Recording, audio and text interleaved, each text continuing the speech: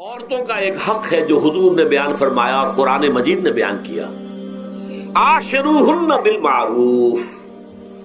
عورت کا اکرام ہو، بیٹی کی حیثیت سے بھی، بہن کی حیثیت سے بھی، بیوی کی حیثیت سے بھی، اور ماں کی حیثیت سے تو سمجھو کہ جنت جو ہے وہ ماں کے قدموں تلے ہے۔ لہذا اکرام، عورت کا اکرام، عورت کی عزت، اپنی بیویوں کے ساتھ رہو بھلے طریقے پر، نیک طریقے پر، اچھے طریقے پر۔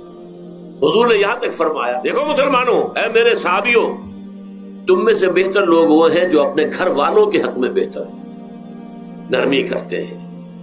عورت کے بارے میں یہ بھی فرمایا، ایک مرتبہ سواری تیز دوڑا رہے تھے جو بھی اونٹ کو لے کے جانے والے تھے، جبکہ ہودج میں کچھ خواتین سوار تھیں۔